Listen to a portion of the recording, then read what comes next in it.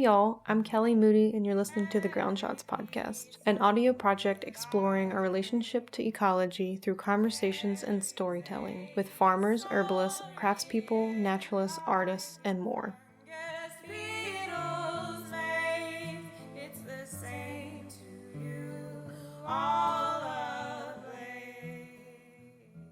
Hey y'all, welcome to episode 15 of the Ground Shots podcast. I'm currently camping in my camper truck rig up on a mountaintop in Big Sur, California, probably 10 miles or so up from the ocean, which I can see out of one of my camper windows right now out in the distance. And on the other side of me is the Ventana Wilderness and Los Padres National Forest. It's kind of a neat little spot to be perched. There's definitely a lot of wind, but yeah, I can see the ocean and the interior. It's pretty sweet. I haven't been here in a couple years. There's been some time here in Big Sur where there's been landslides and road outages, so just haven't made it up here again. And I've been appreciating a little bit of time by myself after getting out of my permaculture training at Occidental Arts and Ecology Center I did about a week or so ago. Being around lots of people and people I really appreciated as well. It's good for me to kind of get up here and reflect a little bit. Sometimes that's what it takes for me to kind of settle into myself and kind of process what's just happened in my life. The weather's pretty perfect up here. It's probably 70 degrees right now, pretty sunny out. My friend Hannah and I went hiking yesterday near here. We left from this campsite and walked about 14 miles up Cone Peak. The road to get to the trailhead used to be open. I've driven it before a couple years ago, and it's closed now. There's gravel and rock that has fallen on the road, and it was good for me to kind of get that kind of physical exertion out after a lot of time of connecting with people and doing a lot of things that's really brain focused. It was sweet. It was really hot up there though, and thankfully we had enough water. Kind of knew what to expect. It's been a while since I've done that hike, but I knew it would be kind of hot and pretty epic, so feeling it today. The soreness from that walk, but it's great. On my way up here, I saw Amelia from the Occidental Arts and Ecology Center on the road. Spontaneously, I had told her about the spot that I've come to. It's kind of a dispersed camping zone, and she wasn't quite sure where I was talking about, but she was willing to look for it, and actually I was able to give her more clear directions, and then we ended up camping together, which was really sweet. And she had a friend with her from New Hampshire. My friend Hannah used to live in New Hampshire, and I used to live in New Hampshire, so we had a nice evening of talking about our epic living off-grid in the snow, haul water, chop wood stories. It was really cool to be here, of all places, with all these people who have a relationship with New Hampshire. This episode is kind of a special episode of the Ground Shots podcast that I had not originally planned to air, or it wasn't really a part of my sequence of conversations and stories and interviews that I've been doing. Sam Sycamore of the Good Life Revival podcast contacted me last month about doing a kind of a joint conversation, not necessarily one of us interviewing the other more, and just getting together and chatting and recording it, and then us both airing it on our podcast. So Sam is from Kentucky originally. He'll explain it more in this conversation, but he's from Kentucky originally and lived in Indiana and has done a lot of farming and traveling and just moved out here to Santa Cruz, California. I was staying with my friend Hannah that I mentioned, who hiked with me yesterday, in Santa Cruz for a couple nights, and so Sam and I made a time to meet up by the ocean, one of the little places where you can go out and walk on the beach.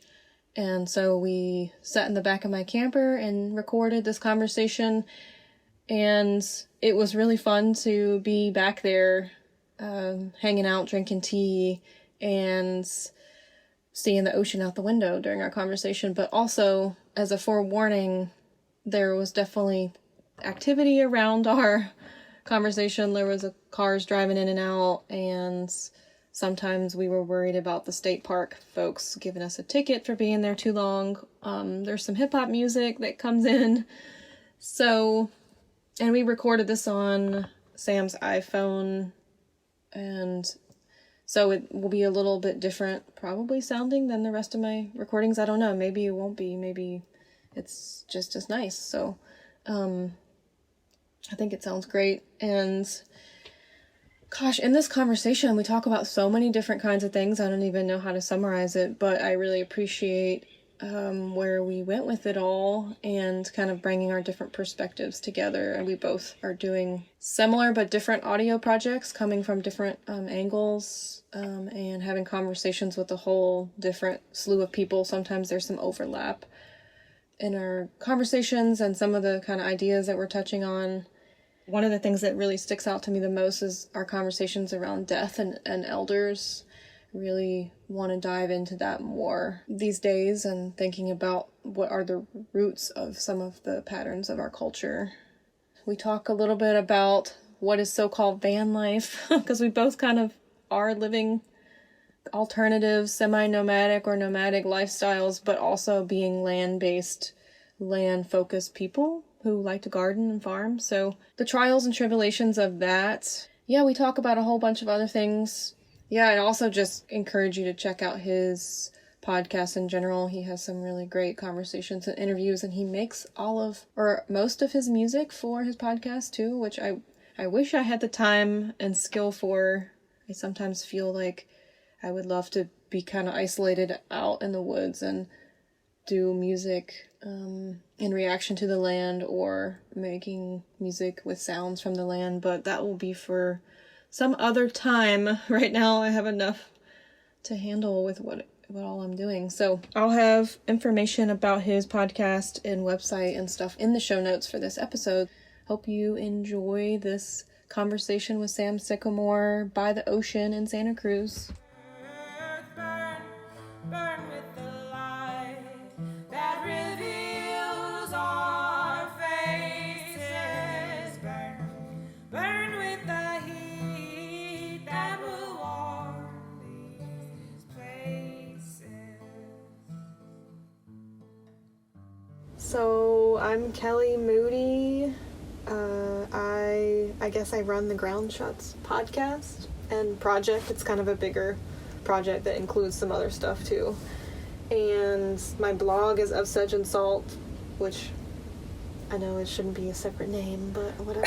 It is now. And on there I do a lot of ethnobotany research sharing and photo diaries and stuff like that. And yeah, I'm from rural Virginia originally.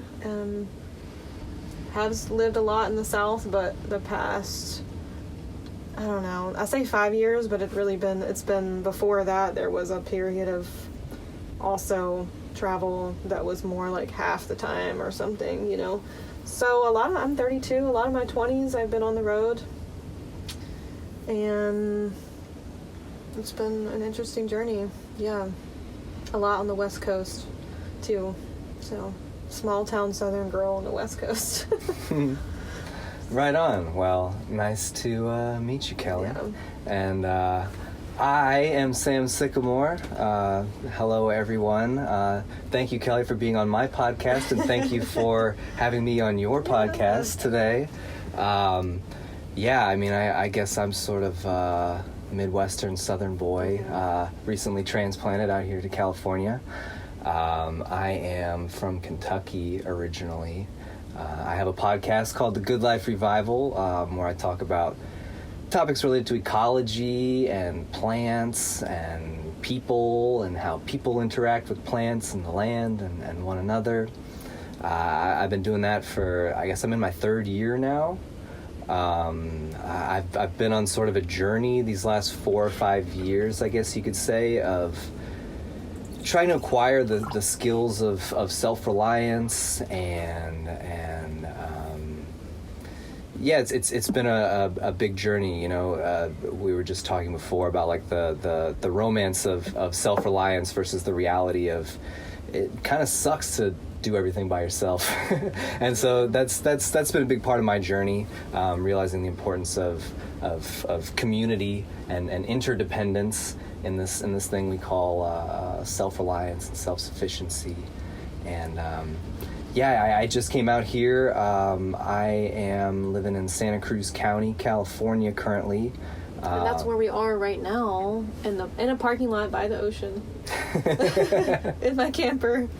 Yes, and it's good to be here. Hopefully we'll catch a little bit of the crashing waves behind us. It'll show up in there. Yeah. So why, I mean, you've talked about it a little bit on your podcast, but what draws you to be out west versus holding it down in the Midwest where there's a lot of need for your work and skills and knowledge? Yeah, that's a really good question. It's something that I struggled with for a long time. I feel like ever since I was a teenager, I always kind of had it in my head, like, I gotta get out of this bullshit podunk nowhere town and make something of myself in the big city, you know what I mean? And I always just had that in the back of my head. I went to college in Louisville, Kentucky. I studied abroad in Europe for a while, but came back to Kentucky and settled in there. And for a long time, I still had that dream in the back of my head. I'm gonna go out to the West Coast somewhere. And I don't know. As I started venturing down this path of learning more about my local ecology, how to participate in my local ecology, I became really rooted in that place. I felt a sense of connectedness and belonging in the Ohio River Valley. And it's something I've really struggled with for a long time. I guess what happened to me personally, first my parents moved out to the West Coast a little over a year ago. They moved out to Oregon, and they were pretty much my only family in Kentucky. And then so it was just me and my partner at the time living in southern Indiana. And then the two of us split up, and she left to go do her own thing. And so I kind of just found myself alone in southern Indiana. I mean, I was very fortunate to be, I was living on this farm with some like-minded folks. We're sort of just like an adoptive family for that year, which was incredibly helpful, and I can't thank them enough. But I really found myself alone, and I really felt a need to at least try to go somewhere where there were other people like me. There weren't any other people trying to farm or like do, or I don't know what you were doing. Yeah, few and far between. And I really value and cherish those friendships and connections that I have with those people. And I couldn't have done anything that I was doing out there without the people who were supporting me along the way.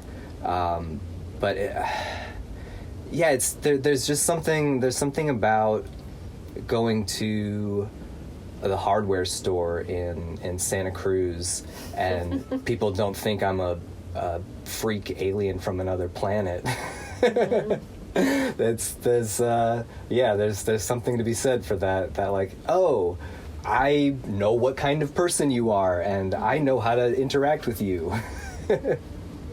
But that's it's something I've always struggled with, and I'm sure I will continue to go back and forth on that question. What about you? I feel like similar. Well, I don't have a similar personal story around it, but I definitely struggle with that because I'm from the rural southern Virginia, and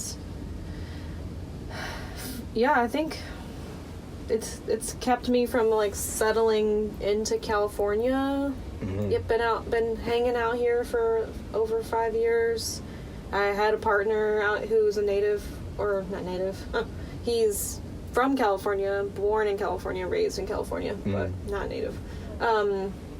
Who's like culturally like used to what you find in California, And I was always loved the beauty and like the diversity of people and like the way that everyone's really into a lot of amazing things, and you know, and feeling like I could find people I related to, but also, I don't know, like, I'm always struggling with that too, like, missing the grit of where I'm from, you know, missing, I say that a lot, like, the salt of the earthness of it, and I am fortunate that I do have community around Asheville, North Carolina, which is in the heart of the South, but it's like this little enclave.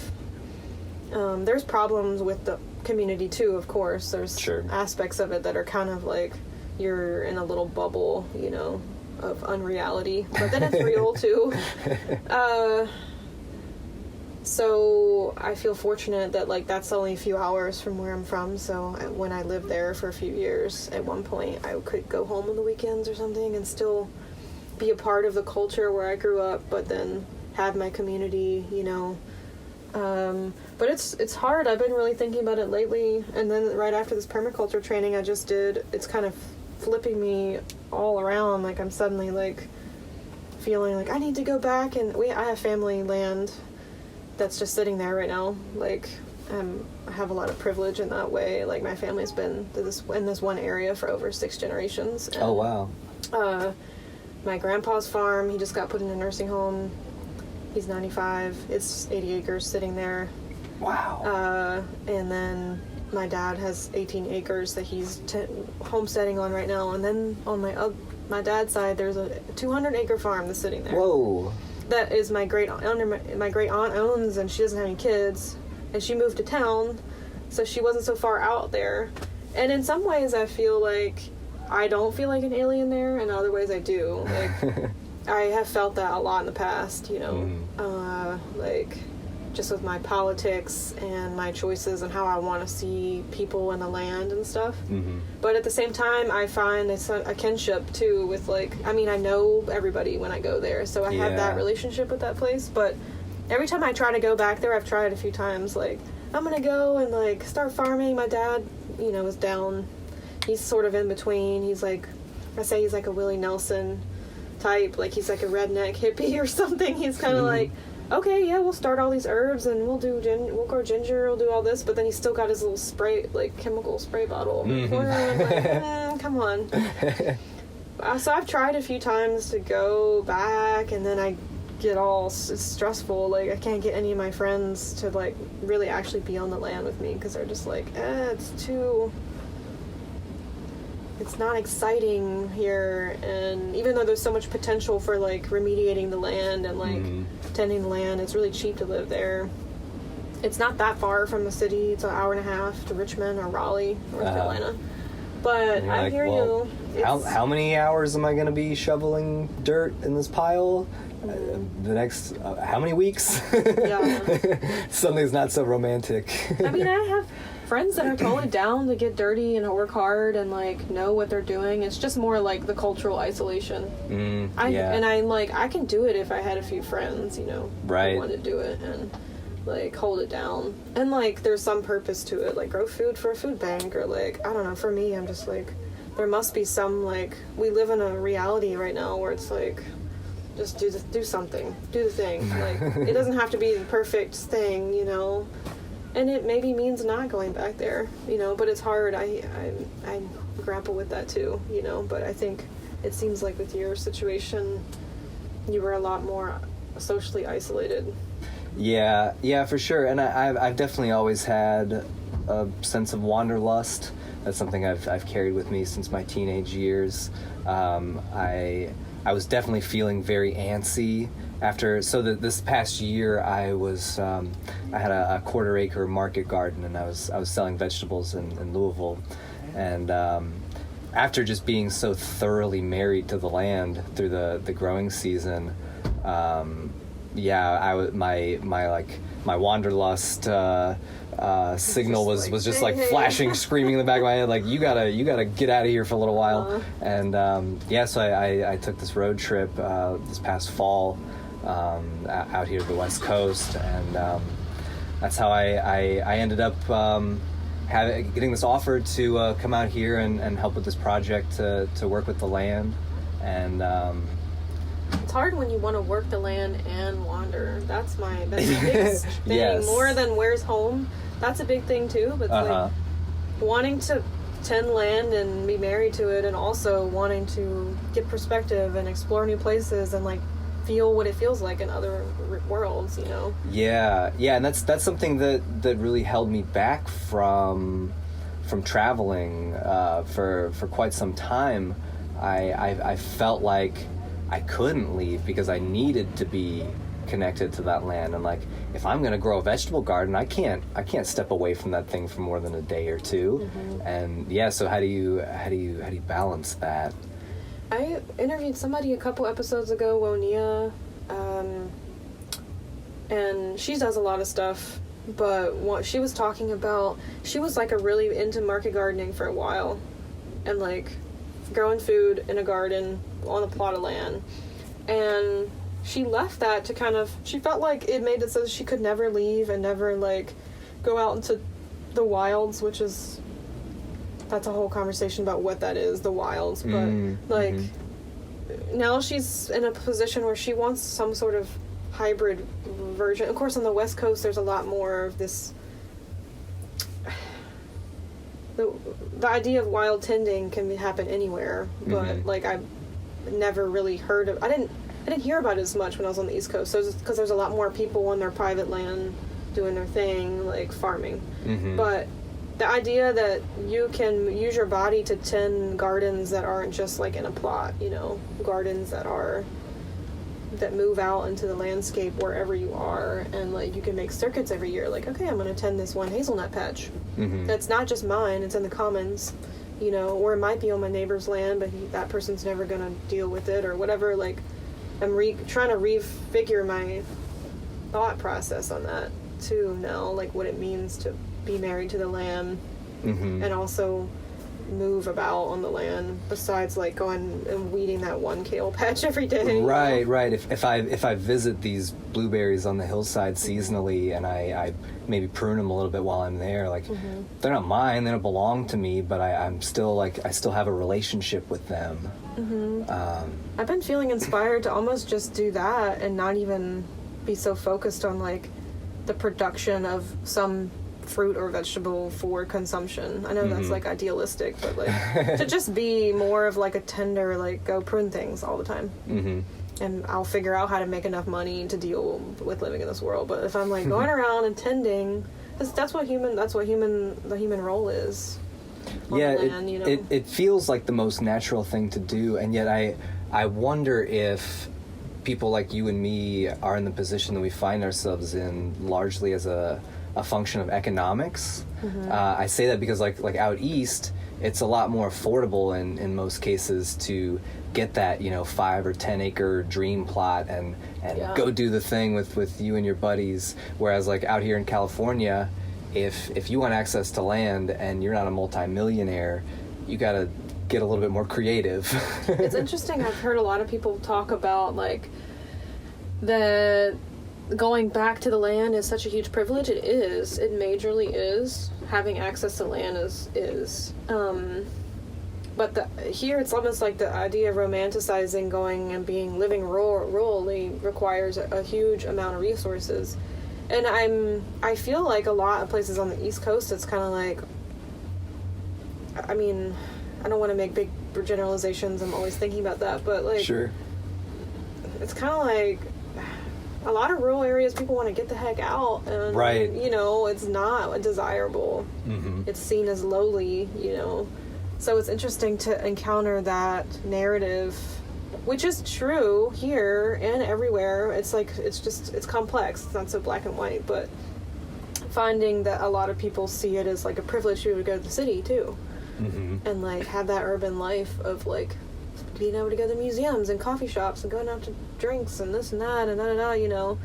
So yeah, or like affording to be able to live in the city at all. Right. But then here too, you can't even afford to live in the city or the country, so it's, I don't know. I mean, there's so much here though, like there's so many places to be, but yeah, I don't know, it's interesting.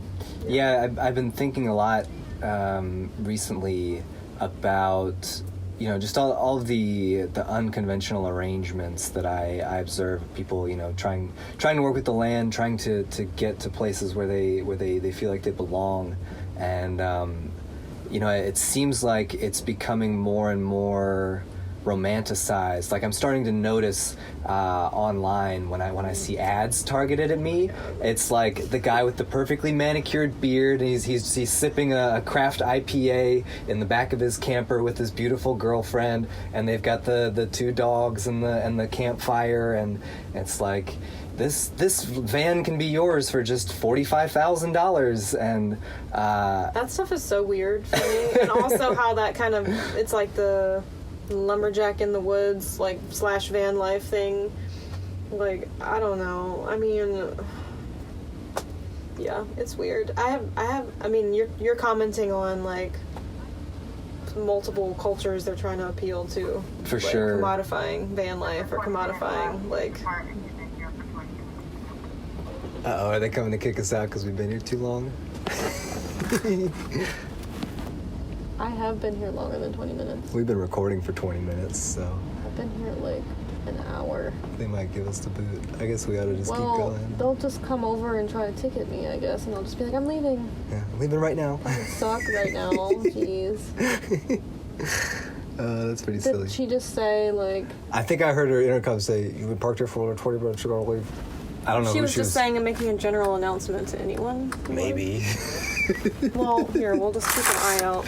Yeah. We could always just go post up somewhere else nearby. There's plenty of other places to park. Yesterday for like over an hour and it wasn't a problem. This could not be a more appropriate thing to sidetrack our conversation. The reality Sorry, you of can living in the only back of your vehicle. Park at the beach for 20 minutes? Really? Come on. Oh, that's so silly. No, I mean, that's Just something, watch. you see that it's so much more common out here in California that, like, you're not allowed to just, like, park somewhere and just, like, be there for a while. Or like when I was on my road trip coming down the West Coast, like if you wanted to stay overnight on the beaches, you had to pay like $35, $40 just to park your vehicle there and sleep in your car. Like, Yeah. and so that makes me think, like, there's a lot more going on than just, hippy dippy weirdos like us choosing to live in the back of our vehicles. Like there's a some sort of movement of people that's I mean, I guess it's always been a thing in California. Like I think about I've been thinking about the book The Grapes of Wrath a lot recently. Oh, I've read that. I think about that too. That was near here. That happened near here. Oh, no kidding. Yeah. Interesting. Really close to here. Maybe that's why I've been thinking about it recently. Yeah, Salinas Valley, right? Oh yeah, I remember that name. Yeah. I think maybe I'm getting wrong, but I remember when I came through here, my ex-partner was like, "This is where the Grapes of Wrath happened." Like the first time I ever came near here, like the Dust Bowl, like the migrant people coming to try to find a different life, but it's kind of a different. Everyone's coming out here because they want this culture, and there's a lot of reasons why, and a lot of reasons why people are going to live in their vans.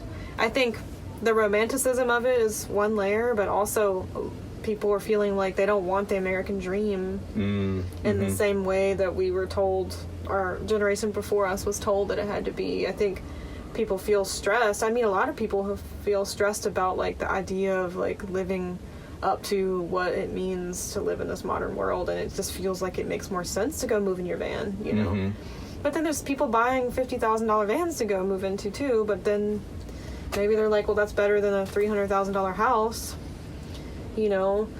But if everyone's living in their vans, it kind of starts to get harder to figure out how everyone where we all can park. Coexist. Yeah.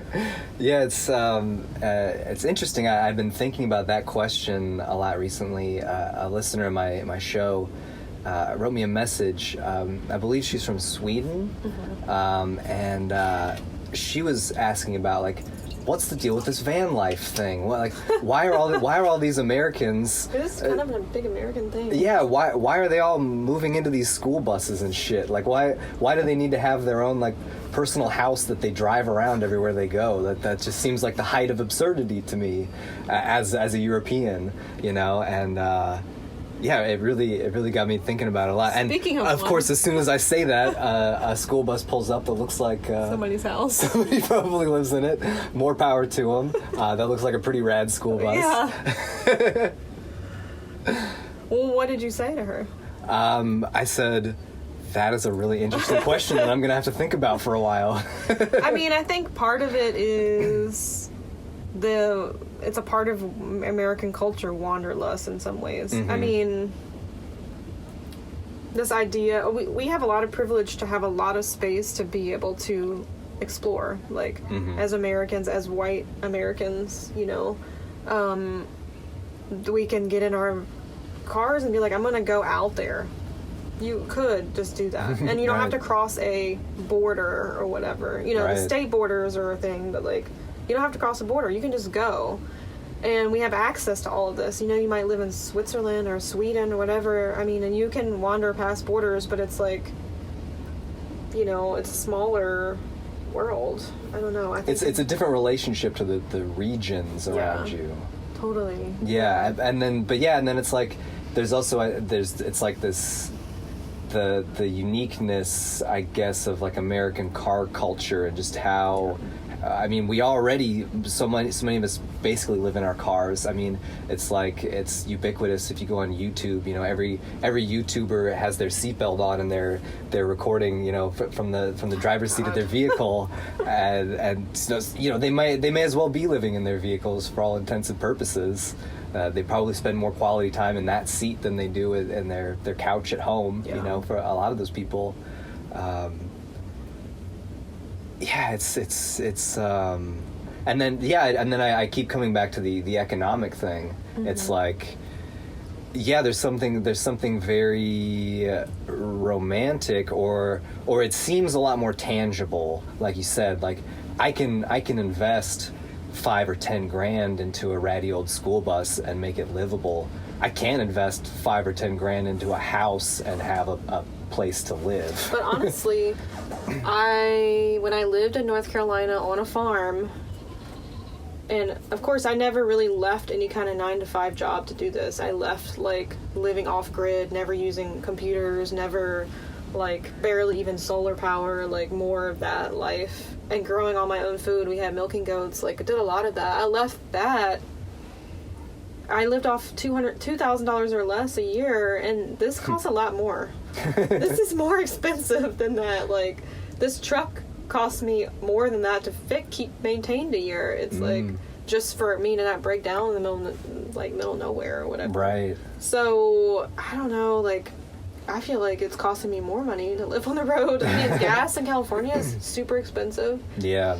You know, and having to buy more food. I mean, I dumpster dive and like figure out how to forage and glean and stuff like that, but you still end up spending more money. I mean, when you're not growing it, you know, I collect stuff from the wild. I like I glean, but it's still like you end up, you know, I think the idea of having the garden in one plot, you know where your food is, it's right there, you know, it's like guaranteed or something. Mm-hmm.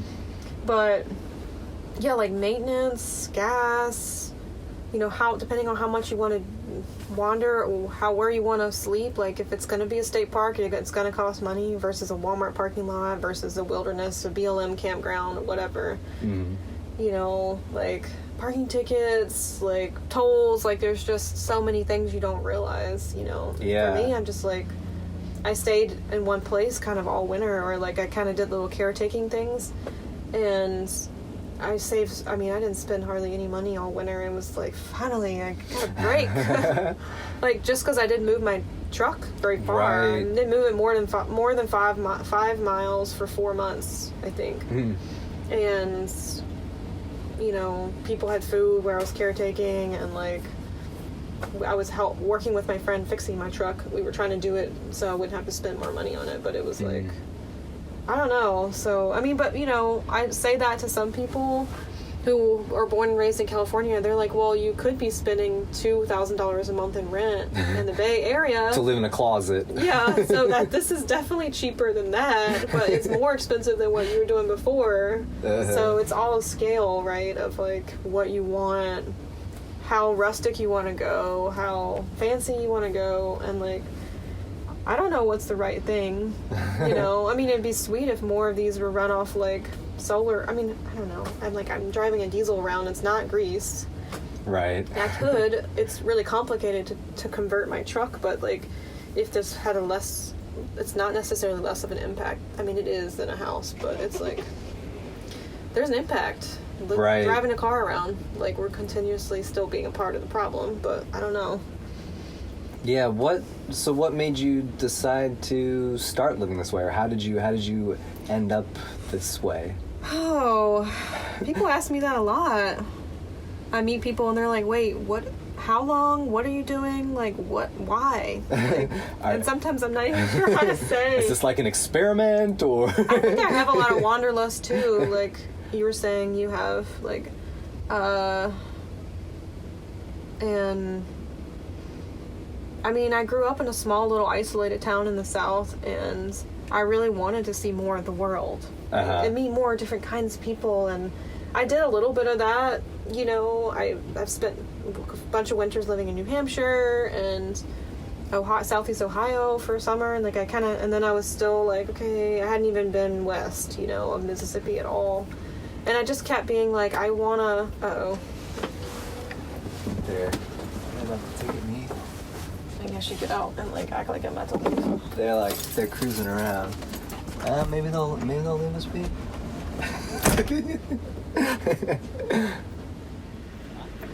Jesus. All right. So let's see if we can. Either they were just taking down all of our license plate numbers so And they then can mail us some tickets, or they could come back in 20 minutes and then they really got us. Jeez. Hashtag van life. Van life. Tickets. I'm getting some bad tickets. But Really? yeah. But no, what were you saying before? So you were like, why did I start doing this? Yeah. Well, You had been grounded in some places. yeah, I had like a great life. I had a little CSA farm, and I was running a little mini farm on my friend's land, growing herbs and veggies. I still kind of like want to go back and do that again. Like, I could just go back and pick it right back up. And I lived in intentional community, in a little cob house, like what everybody wants in a way. Like, these people open their land up for people to live on, you know. And I was like, I'm getting too comfortable or something. I was just like, I need to go. And I had a friend call me up who had like a seasonal job out in California or whatever. She's like, just come on out and visit me. And I was like, you know what? My garden season's over. I'll just come out and visit you for the winter. And then once I did, I came back to North Carolina, did another garden season. And then I met this person that I dated for 5 years who's from out here. And that kind of kept me a little bit like, well, I'll go back to California and hang out with you out there for a little bit. And then it just became more and more, like, we went back and forth a lot. And it became more that I stayed out here. And then also that I also didn't really want to fully commit to, like, paying a bunch of rent on a house out here. You know? And I've been a part of the ancestral skills, like, I don't want to say primitive skills because I don't like that word, but like Earth Skills Network or whatever for years. And I just kind of I've met people from all over the country who go to those too. So then I meet people who are living these really interesting lives where they like spend their all the time in the wilderness, you know, walking and tending or whatever, living really simply, like in shelters they built or foraging or whatever, like just super simple lives. And I was like, wow, like I'm reevaluating how I can live, like, and what I need, you know. And I think the more I kind of started to kind of move back and forth and like maybe I should go back to the farm and do the thing, the more I just felt really interested in like learning as many plants as I could too around the country. It gave me more perspective on what I already knew in Appalachia and New England because I had spent time there, but mostly my knowledge had been around Appalachia. And I just kind of got this like insatiable desire to learn as many plants and see as many landscapes as possible. And like also through that process, I've also questioned my like intention, like, is this, I don't know, perpetuating colonialism? I don't know, I've been thinking about things like that, like, am I just, I don't know, maybe not, but I'm always, you know, considering that, like, what is the purpose, you know? I know how that goes. But like having, you know, traveling so much and seeing the land, and like if you're a plant person, you are too, like and what you were, I remember like where I've seen something, like I'm like, okay, now I know I've seen this plant in like most of the country, or now I know I've seen it in 3 different spots in the country, and now I know like, oh, it morphs when you go up this river and it goes in this place, and it, like my brain has like formed this map. And I'm just like constantly like, I want to keep on doing that, you know? Yeah. But then I'm also like, I also want to just not go anywhere anymore. I'm like starting to get, I'm constantly like, I should just stay now. And then something keeps me going, you know? So it started just by like feeling like I was too comfortable, and then the web, you know, I have a web of friendships and like plant can I don't know, that has kept me like going like here and there. I'm moving my arms around a lot too, like like the web. I don't know, yeah, so that's kind of how it started, and it's pretty empowering too. Yeah. To be able to go and be out there, and but also it can be really stressful. Like I feel like I'm constantly having to figure out what I'm doing all the time. Like I can't even just settle into myself a lot of the time and take care of myself as well as I used to when I lived in one place. Yeah, that's an interesting point. Just it's like something about the nature of just kind of, yeah, I mean, living in a structure on wheels. You really, you know, literally and figuratively, it's like you can't really settle in. Those wheels got to keep on rolling, baby. Yeah. It's like, it is a lot of privilege. And you think you're going to have a lot of free time, but you constantly still have to be hustling to figure out how you're going to make enough money to do the things. And you also have to figure out, make sure you're not, everything's staying fixed, you know, and like how you're going to eat and where are you going to park where you're welcome to be and no one's going to kick you out, or like it's not a bad place to be, or whatever. Is it safe? Like, you know, or constantly figure out what's the weather going to be like. Crap, there's going to be a snowstorm. Like I might get stuck there. I really need to, you know, move past this one area before the snowstorm comes. Like, okay, but then now there's all these other people over there. I can't even find a place to park, and you know, it's like constant, you know. And too, with that comes like people have land projects they need help on, and sometimes like 20 people are calling you up like, come here, and you're like,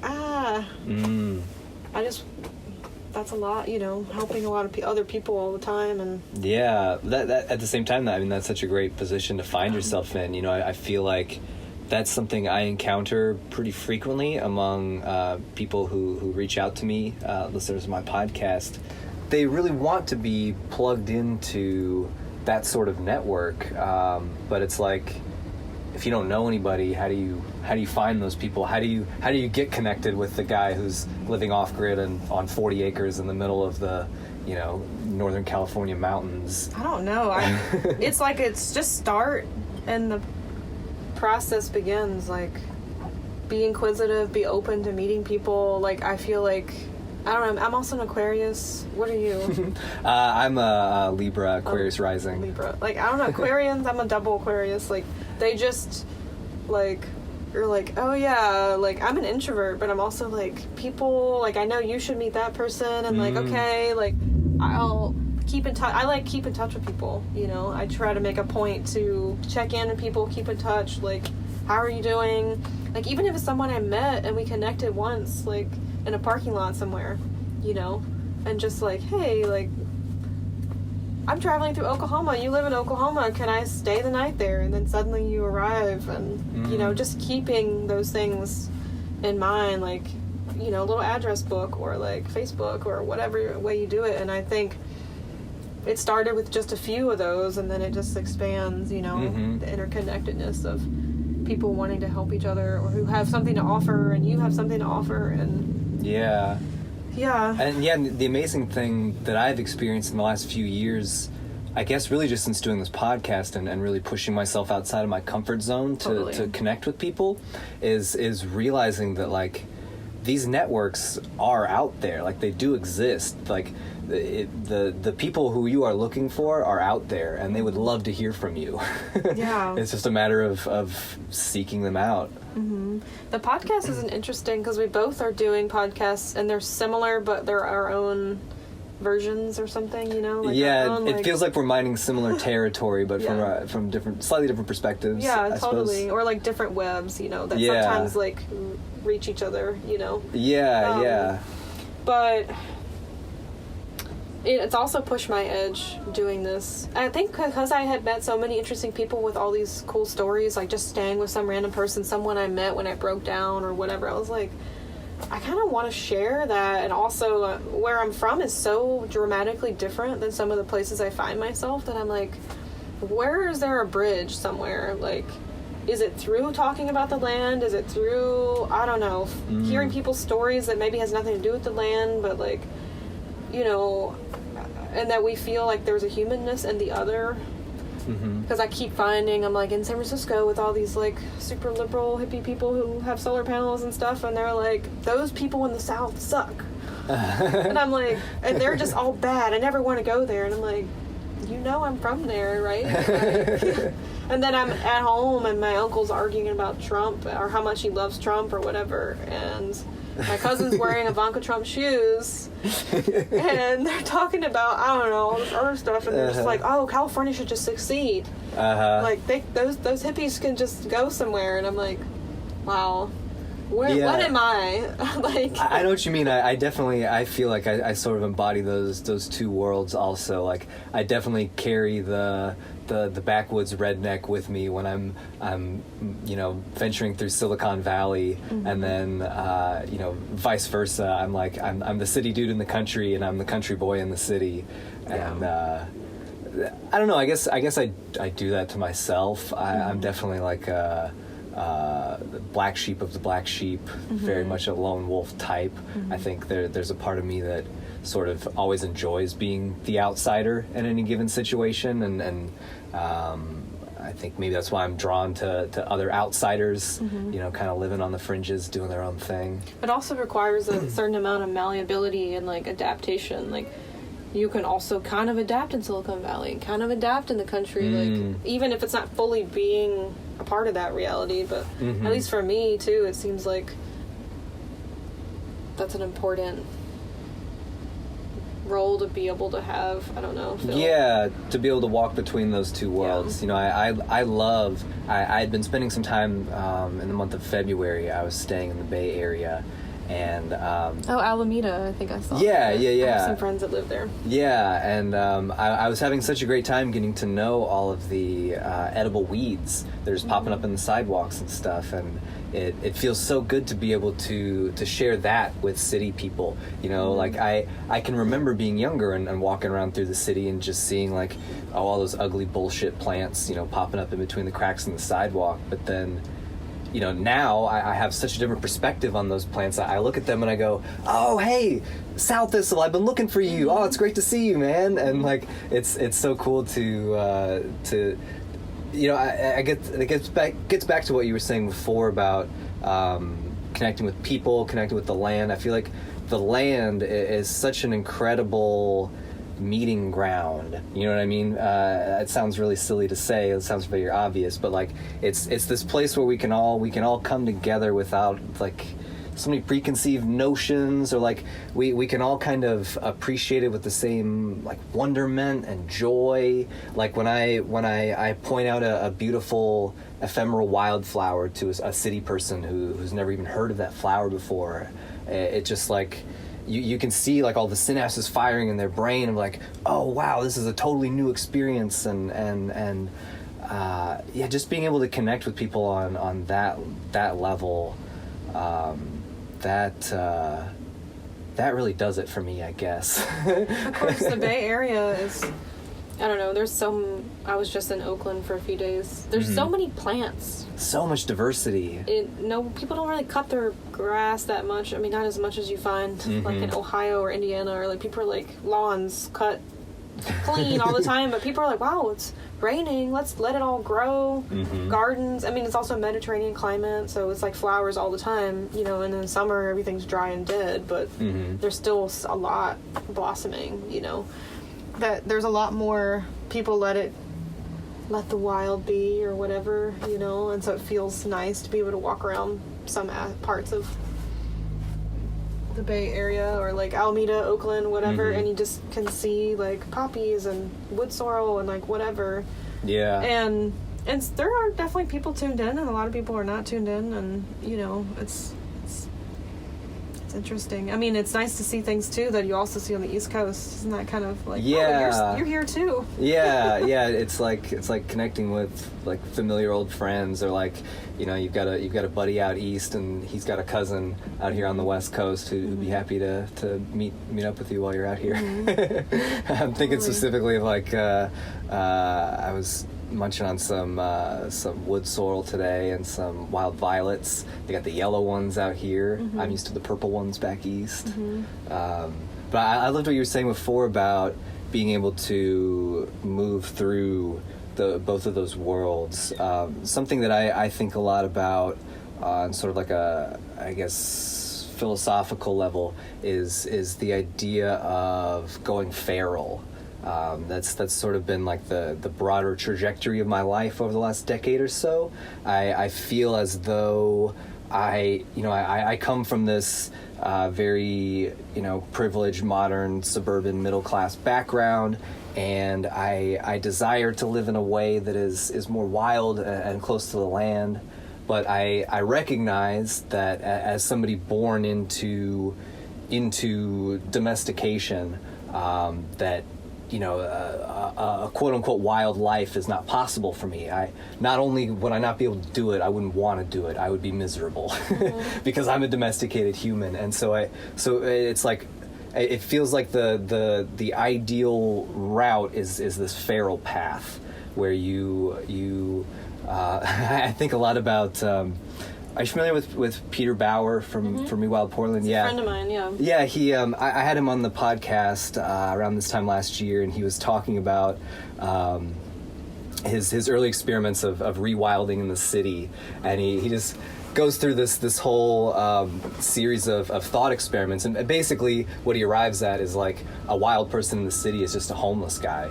Like, he's like, well, you know, I'm gonna need some way to transport my stuff so I can go get a shopping cart from behind the grocery store. I'm gonna need something to cover all my stuff, so I'll go get a tarp out of the dumpster.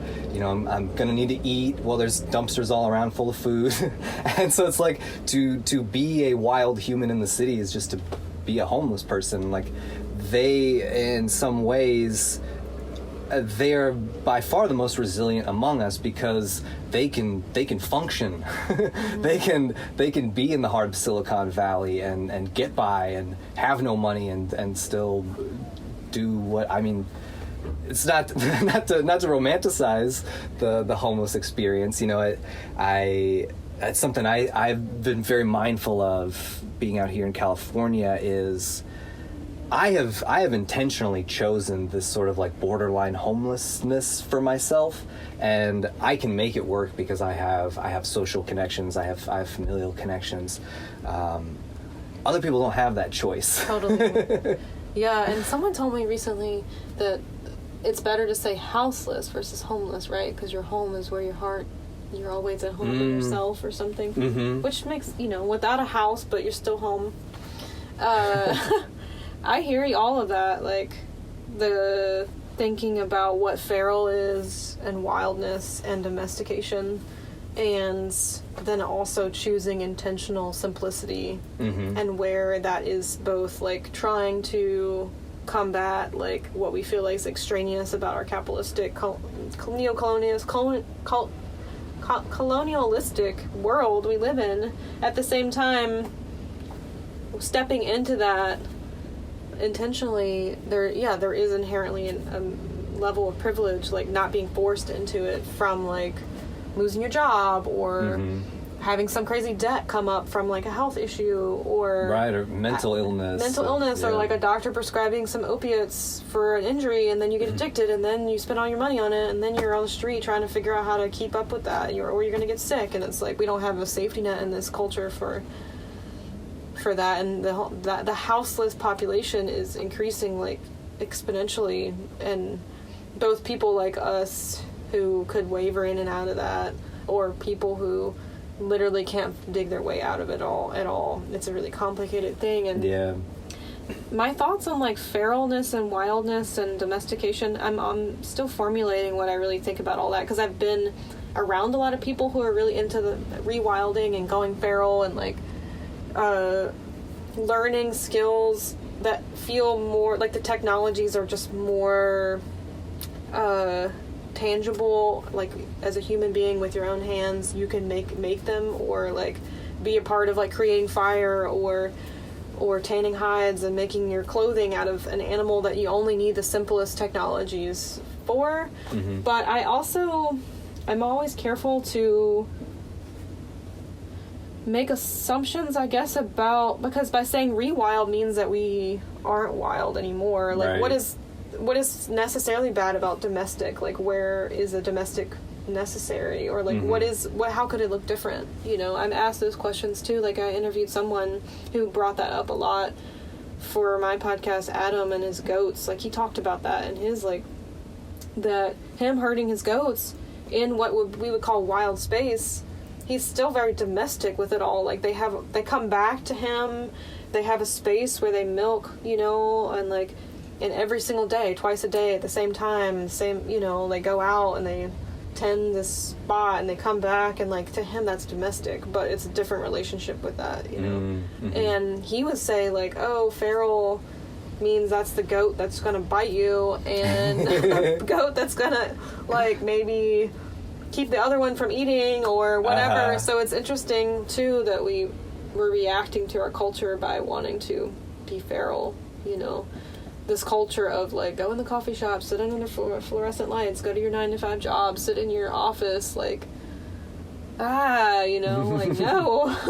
But I see what you're getting at. It's like I feel like folks like us who tend to sort of romanticize a wilder way of life, we don't give as much credit to domestication as it maybe deserves. I mean, there's a reason why 99.99999% of humans are doing the domestication thing, right? Like, I mean, like, I want to can my food. I love mason jars. Like, they're pretty cool technology, you know? Like, keeping a nice space to call home is domestication. Like, you know, where's that line? Like, I think there is a slight romanticism around it. At the same time, I appreciate simple technologies, you know, and I don't think that we can really go back to anything. I think we're just trying to adapt to a apocalyptic reality we're already in. You know, like how are we dealing with, I mean, like I'm learning a lot of computer skills, but I also know how to start fire without a lighter, you know. Like I think they're both relevant, you know, and finding some balance in it all. I think that's the essence of, I guess, what I'm trying to describe when I think about feral. It's that having your foot in both worlds, being able to navigate both of those worlds, you know. We tend to romanticize the wild thing, but domestication, you know, it's a trade-off. There are a lot of perks to being a domesticated human. And I think our definition of wildness can be malleable. Like, I think the saying that there's not the city isn't wild, or something, then makes, I don't know, like people feel then like they're totally in the middle of it all and they can't get out of it. But like seeing those plants on the sidewalk, or like in a river corridor, or whatever, your yard, like the plants in your domestic realm, you know, the way that the water runs around the land, even if part of it's paved, like there's some, it's not so, it's more like things tendril in and out, you know. And I think that's a perspective that you really get to catch glimpses of when you're traveling across the country. You see just how vast the land really is between those teeny tiny little urban pockets here and there, and you realize how much of a spectrum it truly is. I think a lot about the natural environment, which is to say the environment that is not built by humans, and then there's the built human environment, which of course that's a construct because there's no place that's untouched by humans at this point. But like we have these urban enclaves that are like these built environments that we have defined and structured for ourselves, and then there's everything else along a gradient, and to try to define it in terms of wild versus not wild is to miss that entire spectrum, I think.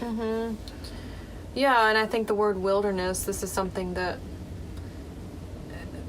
we're just some people I was talking to a couple of years ago. I did like a wilderness sort of artist residency in wilderness, right?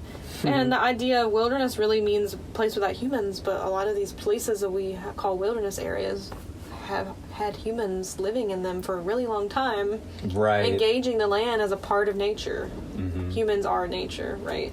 And there is some problem with like, oh, this is where the humans live, the rest of it is wild nature, and I was just reading some poetry the other day at like at the permaculture training I was at. There's one poem that I read. I'd never do that, and I was like, hey, I'm pushing my edge right now.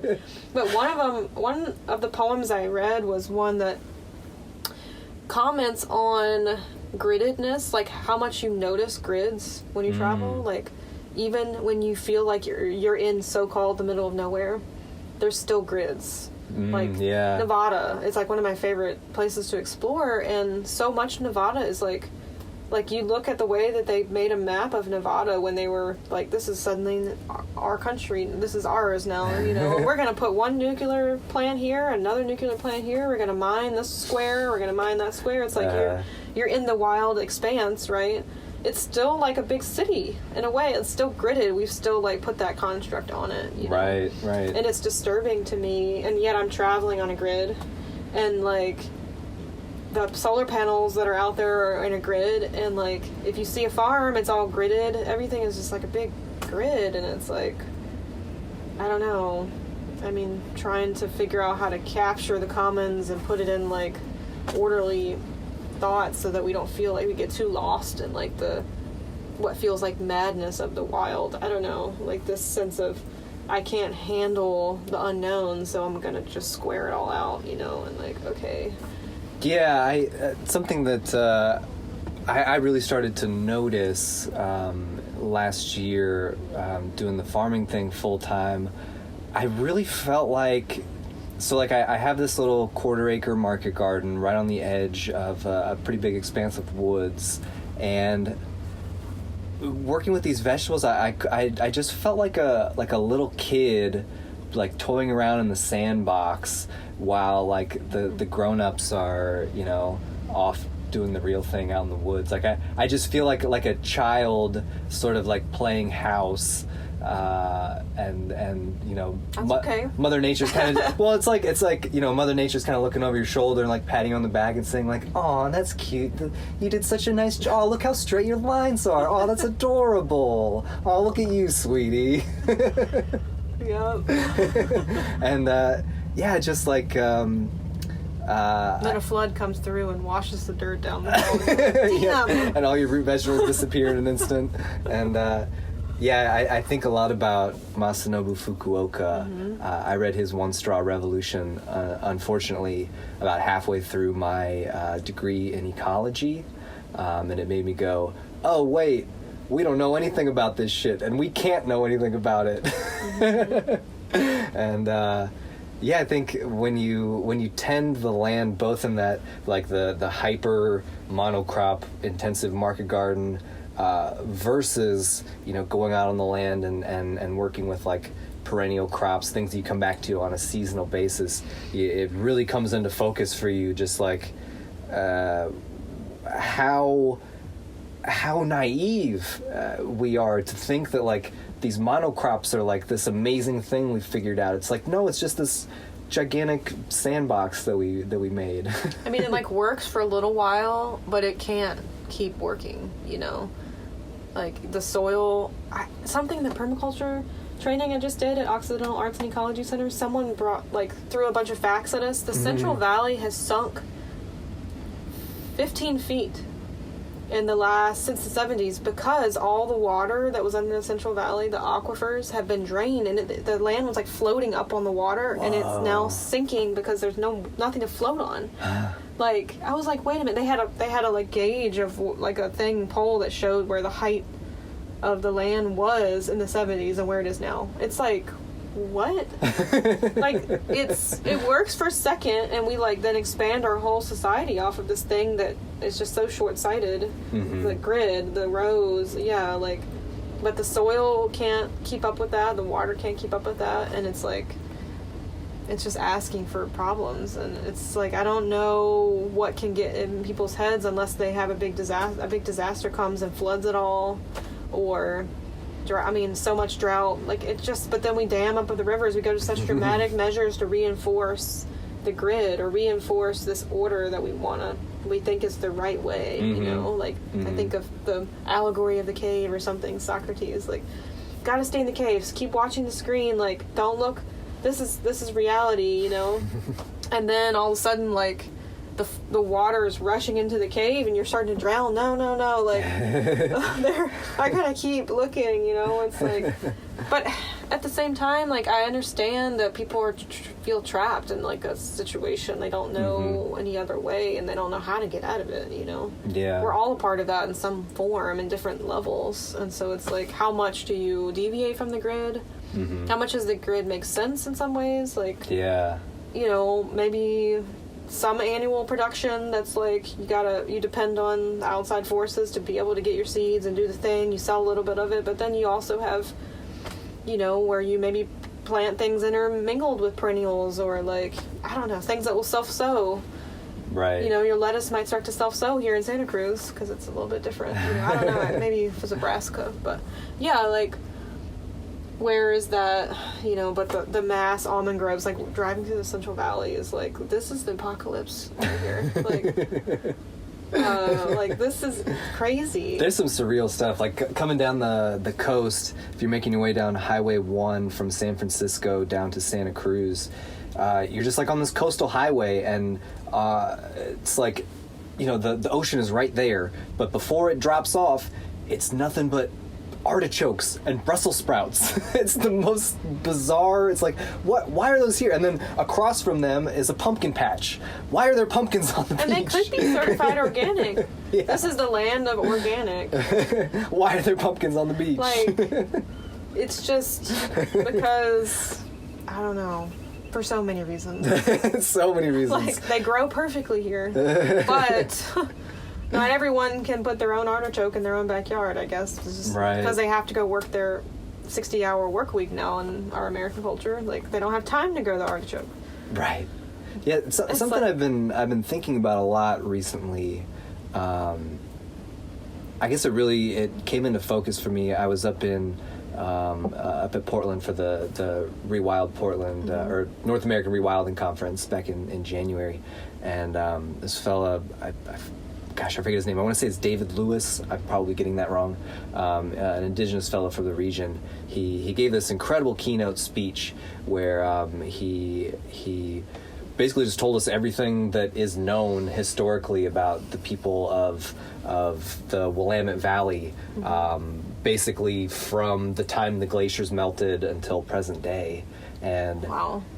Yeah, and that perspective, it introduced some sort of subtle shift in my mind, I feel and the way that I view problems of our modern culture and our modern civilization and agriculture specifically. I feel there's a sense in which we, for the last 10 to 12,000 years, we've just been riding high and mighty off of this contact high that we got when all the glaciers melted. And it sort of feels we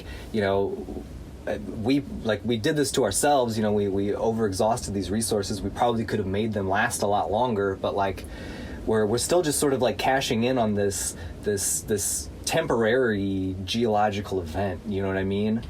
Yeah, like we, like settler people, yeah, like, I don't know, like why so much of what is colonizing and like resource extracting and like cashing in on this is like European based indigenous, I mean like settler colonial cultures, I don't know, but why are other cultures not acting that way? Right. The abundance. Right. You know, like what made it such a force that is short-sighted? Is it, I mean, in some thoughts it's just like it's the meme of capitalism, and some people say it's more than that, you know. It's the religion, organized religion. There's so many facets to it, and like, yeah, I mean, it'll be interesting, like with climate change and like what a lot of things are changing right now. What is the long-term picture for like how the climate on our globe will affect the way that we have to behave. Right. Forcing us to behave differently, Yeah. you know. Is that something that you anticipate in your lifetime? Like, would you say that you make decisions about your lifestyle today based on the possibility of shit hitting the fan, for lack of a better term? Sure. I mean, I've definitely been trying to learn what to do if I can't get a lighter easily, or what to do if I can't get certain things easily, but I certainly wouldn't necessarily have it easy either. I know people who are intentionally moving and like orienting themselves in more northerly climates because they're like, this is where it's going to be the place to live in like 20 years or more, you know, and I'm like, geez, okay. See, I had that same sort of thought in college. I mentioned I was studying ecology, and I was really interested in these questions of global ecology and climate change, and I had that same notion too. Like, I'm just going to disappear into the woods of Alaska. I took a trip to Alaska in college that was very like paradigm shifting for me, and so I was always in the back of my head like, okay, when things go south, I'm going north. I'm going to Alaska. I wonder why you need to go all the way to Alaska. Well, but then what I realized was, well, as you study the reality of climate change, you realize that no place is going to be unaffected, and totally. Those more northerly climates are actually going to be far more dramatically affected. Where like if the temperature rises 4 degrees here, it's going to rise 14 degrees there, and yeah, and then we start talking about the permafrost melting and sea levels rising. There's no place that is not going to feel the impact, and that was something that took me a long time to come to terms with. There's nowhere to go. If you want to try to build a rocket and set up a colony on Mars, by all means, like, this is probably the time to do it, because there's nowhere on Earth that you're going to go that is not going to be impact. And maybe it's going to be in our lifetimes. Probably it's going to be in the lifetimes of the next. I mean, there are people who are being displaced by it now. Yeah. And it's kind of insane that we still don't even really acknowledge that that's been happening for a while. Yeah, we're like creating all these stories as to why thousands of people are migrating from this place to that place, or keep a lookout for that. Cop might give us a ticket. Parking enforcement. Yeah, I just interviewed someone who lost their house with one of the fires last year here in California, and he's like, yeah, I have nothing. I have my truck that I left home with that day. Like climate change refugee in a way, you know, but right here where you think you're exempt or something. Actually, California is pretty crazy. Like right now a tsunami could come hit us. But like, I guess maybe tsunami is not part of climate change, but something gnarly could hit us on this coast at any moment. There's no doubt in my mind about that. The fact that people got their houses right here on the cliffs is problematic. Yeah, that's you got a lot of confidence in the structural integrity of your house, I guess. Yeah. That's all I gotta say. Yeah. But what was I saying before that? We were talking about just like not being able to escape. Yeah, like where do you go, and is it something that we're gonna have to reckon with in our lifetimes? Yeah, I think so. I mean, it's happening fast, and water. I was looking at some stuff this winter about the currents in the oceans changing due to rising global temperatures, and when the currents change, the weather changes. Like Europe wouldn't be as warm, for example, if the current that takes warm water up there shifts because of some other factors, you know, like a lot of things will cascade and it could happen quicker than we realize. And I think for me, like, learning skills that are malleable, that create resiliency, that also are in service to the land, like having my body act on the land in a way that makes it better, or like makes it stay in balance, like even if it's small actions, you know, like even if it means picking up trash, or even if it means like I'm hiking in the backcountry, I'm going to pull up this invasive thistle, even though I know that plant has invasive plants have a purpose and everything, but like, you know, like, okay, that's something right now, like, that I can do. Or if that means, like, you know, volunteering on someone's ranch and planting a bunch of willow or whatever, and eventually, like, fixes the creek beds, and, like, okay, that's a small action I could do. And if enough of us chose to use our bodies in that way, based on our ideas of what we think things should be, even if there's if enough of us did that, I mean, what else? I mean, right wherever we are, like even if it's up in Alaska, or even if it's in what we think is the heart of the problem, or whatever, like in the city. Like I have someone who taught a class at our permaculture training, lives in Oakland, and lives in like an intentional community kind of in the heart of Oakland, and they are like pulling up sidewalks and putting in fruit trees as much as possible. And I'm like, they're like, hey, one step at a time, one more piece of sidewalk gets pulled up and one more fruit tree planted, you know. It's like, yeah, we do what we can wherever we are. And I don't know, I mean, I really hope more people just realize that they can do that anywhere, even if it's so small. Right, even if it's just identifying the edible weeds popping up in the sidewalk, it's just a reminder that you can choose to participate. You have a choice in how you want to participate.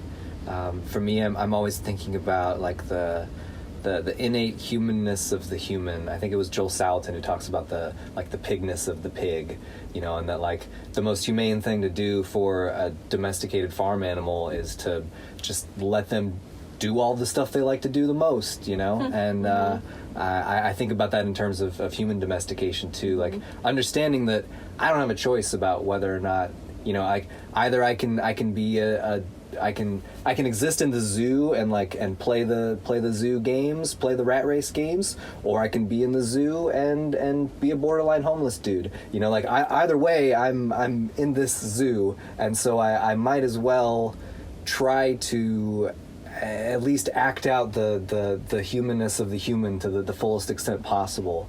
And so like my sort of journey over the last few years, especially through the podcast, has been like, what is that humanness of the human? You know, what does the human do? What are the activities that the human animal engages in that are most satisfying and most fulfilling? And it turns out that most of those things, as you mentioned, are also the things that would allow us to perhaps tread a little bit more lightly on the earth.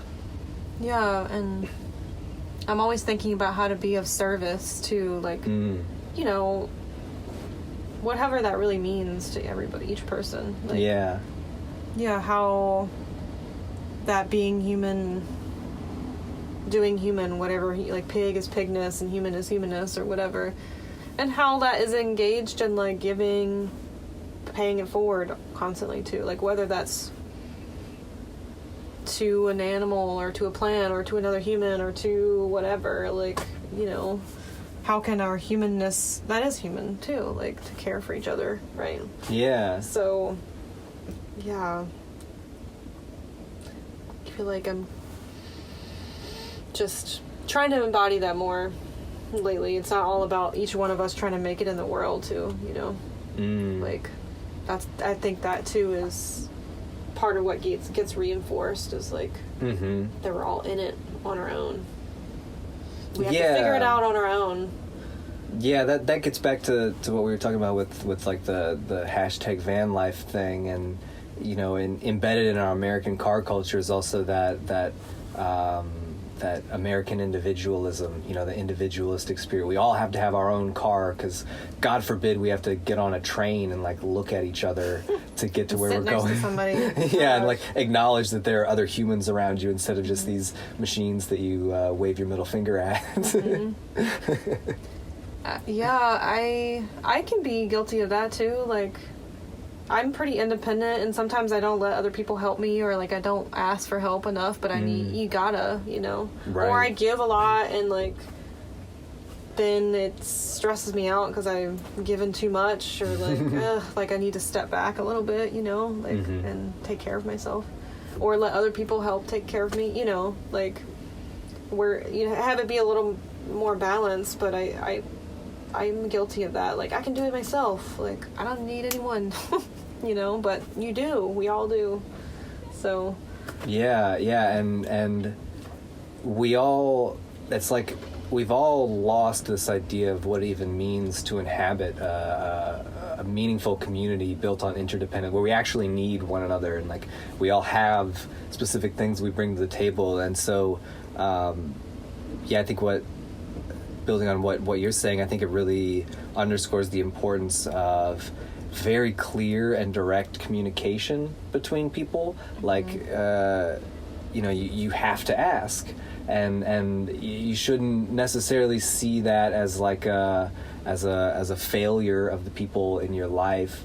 It's always important to remember. I think it's something that I think about is that we're all victims to a greater or lesser extent of this thing that has co-opted what is supposed to be like meaningful fulfillment and connection between individuals. We've all been screwed over by that.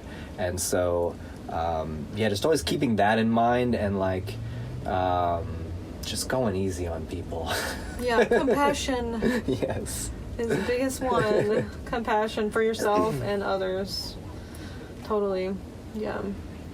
I'm curious, what is your plan here in Santa Cruz? Like what's your goal for what you're doing here? That's a good question. It's the last several years of my life, I've been living in the future. I've always, we were talking before, I started very much working towards this idyllic dream of, I'm gonna work whatever job and save up enough money, buy a piece of land, build my own house, grow my own food, do that whole thing. And the further I progressed down that path, I realized that that's not in the cards for me. I am too much of a weirdo to go get a job that will earn me enough money to do that thing. I wouldn't want to do what it would require for me to get to that. And so I got to figure out some other way of being. And I mean, it feels it's too much money just to even have a baseline. Yeah. To own land, to have the infrastructure you need now to just homestead. Yeah, where do those resources come from? I don't have those resources, and I don't anticipate having them anytime soon, because I'm not going to go into the world and play the game on the terms that are required to do that. And so I was very fortunate this last year to have this unconventional sort of work trade arrangement with my the landowners I was working with, and I was able to get by on very little money and just live off of selling vegetables at the farmers market. But it really, being that close to the land and being alone, being so intimately connected to that piece of land, it shifted something for me. I stopped looking towards the future. I realized that in pretty much every sense I'd arrived. Like, that thing that I'd been working towards for all those years, like, okay, here it is. You wanna have your own place and grow your own food? You're doing it. Yeah, this is it. This is what you get. This is what's available to you. And I found myself, it was still very difficult for me to be present, despite the fact that I had arrived. This future thing that I was working towards is here, and so why am I still looking towards the future? And so that's something I've been really working on within myself, and trying to be very mindful of that as I've approached this project out here. Technically, I don't have a permanent residence. I have a place where I'm welcome to stay, but it's not mine. It doesn't belong to me. I will be able to stay there for a while, maybe this year, maybe another year after that. We'll see what arrives. But I'm really just trying to take it day by day, as cliche as that sounds. I am fortunate and privileged at this point. I do all the things I want to do every day. I don't have a quote unquote job, so I go to sleep and I wake up whenever I want to. I have all the time I could ever ask for to do all the creative projects that I do, whether it's the podcast or I'm also a musician, and I'm an avid gardener, landscaper, and so that's a lot of what I'm doing on the land. But my point is, like, I get to do all of the stuff I could ever want to do every day. And as long as that's the case, I'm not especially concerned about the future. I'll worry about the next step when I start to see the writings on the wall that, all right, dude, you're getting a little too comfortable. It's time to mosey on down the road, And I've gotten to a place where I trust that when it's time to make that move, something will present itself. Yeah. And if it doesn't present itself, I'm also confident that I will figure out something. That's another thing I struggled a lot. I spent so many years trying to make more money. Like, I gotta make more money, so that I can go do this thing in the future. And no matter how much money I earned, I never seemed to save any. And so I realized, like, it doesn't matter how much money I earn. I always seem to have about the same amount of money in the bank. And so, like, right now, I've the last few months, because I'm not doing the market garden thing. I'm just earning an income from the podcast, which is a very, very small amount of money. and so I'm it's changed my perspective on how I view money as, like, a tool and a resource. It's not something that I necessarily need to go out and acquire on a daily basis. I use so little of it that I can afford to, like, just not worry about it, at least for a few weeks at a time. I still got to check my bank account and make sure that I can afford to fill up my gas tank. But I've really been working to trust in the present and try to exist. So, like, again, like saying, like, I am doing all the things that I want to do. So I feel like it's counterproductive in a way to, like, worry about what comes next. Totally. Yeah. I feel like in some ways I've gotten more in that state. In other ways, I'm like thinking about, by survival, like, where is my body going to be where I can rest, or where's my body going to be where I can, like, make soup or something, like, it won't freeze to death or whatever. But also taking that and being in the present moment. This has been an interesting human. You missed it, but but a lot of stuff going on around us here in this camper, in this parking lot by the ocean. Gotta love Santa Cruz. Yeah, a lot of interesting characters. But I had a lot of death in my life the past few years, or, like, people I know that had the perfect life, supposedly, and they had everything they wanted, and then they got sick and died, and, like, and death in other ways too. And it's like being reminded that if you're so focused on the future, and you'll get to the place that you want to be, and one day that you might miss what's right here, because tomorrow you could get in a car accident, or you could fall off the cliff or whatever. And it's like, I think that's what's driving me too, to be more active with the podcast and, like, my writings and like sharing my knowledge, I know that I feel like I always have more to learn, right? Like I feel like I'm some ways still such a beginner, in other ways I know a lot, and it's like feeling a lot more impetus to share and like connect people and things together, like, and just do work that I feel like is in service, because, and also is something I enjoy, like enjoying being human and humanness in the world, you know, because I just feel like this sense of urgency too. Not that I think that I need to get to a certain place by next year. Like, it's sure there's a lot of things I still want to do. Like, I want to study with this person, I want to explore this landscape more, but I also feel like if I died right now, I've done a lot, you know. It's like I've done kind of a lot of stuff, and so I just want to keep giving that, you know, to the world. And like I just felt more inspired to just do it and not be afraid of doing things because I'm a woman, or because like I need to learn a certain thing first, or whatever it is, like, or I need to wait until the moment's right to do a thing, you know. And I've just come to a point, I think a lot of it was just seeing people die who, like, no, I mean, just amazing people die. Like, we're all gonna die. We're all gonna die. I'm gonna die. You're gonna die.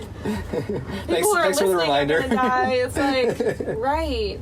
Is this what you want in the life that you have in this incarnation right now? In the world that we live in, what can we do with this life force that we've been given? Holy cow. Holy cow. Like, you know, we have such a gift. Like, you don't need a retirement. Don't worry about your retirement.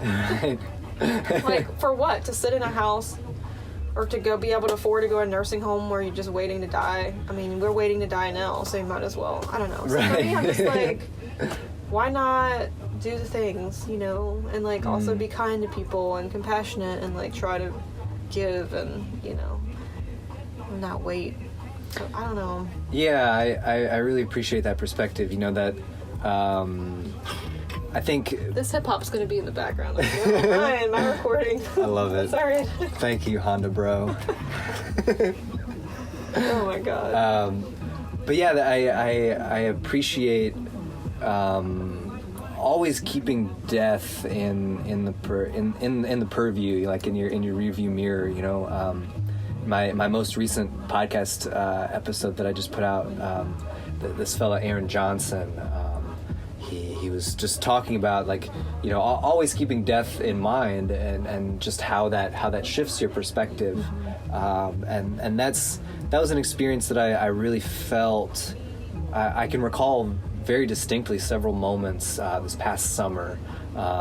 My dog had died, my partner had left me, and so I'm just like out on this land by myself growing these vegetables. I've got this puppy, and you know, it's like 100 degrees outside, 99.9% humidity. Oof. I'm getting eaten alive by mosquitoes, and I just look around and I think, like, if I died in my sleep tonight, that's fine.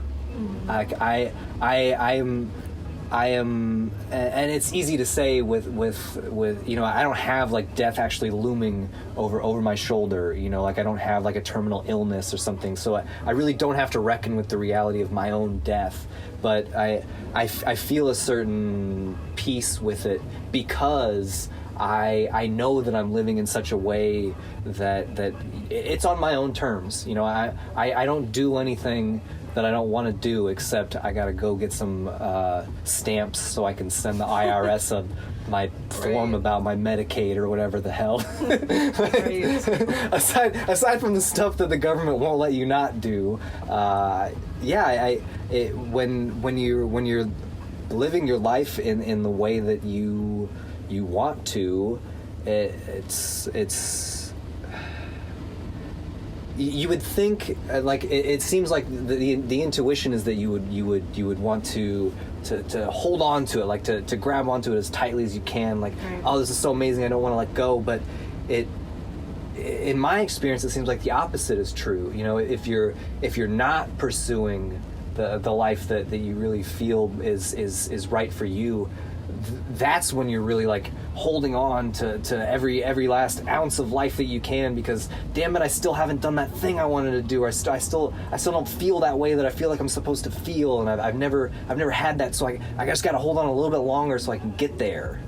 There's something to be said too about allowing it to constantly shift and change and be incremental, like allowing that flex of like having standards for yourself, but also being like okay with suddenly your whole perspective changing, like what you think you want and are in the world. I've had that occur a lot too, of like attachment is suffering, right? Trying to hold on even to what you think your perfect ideal life is supposed to be is also problematic. Like, because what if, like, if you just let go of some aspect of that and it shifts and like and some other reality opens up, you know? So I'm constantly thinking about that too with this whole like living out of my van camper thingy, you know, like this is definitely like an ideal for some people, and then for me I'm sometimes like I just miss being on the farm, or sometimes I romanticize having more structure in my life, like a job that someone else pays me, and you know, and like an apartment with like things I can put out and everything. Like in some ways I almost like romanticize that. I'm like, geez, okay, like but you know, I think that's a thing too, like yeah, being open to openness. I've been saying a lot lately, like and being open to being changed, your mind being changed, or being open to, yeah, that's what I think living like this has done for me a lot too, is like even this reality I'm open to it being just washed away, you know, and everything will, and it will, so it's like when and how and what would it look like is the question, you know.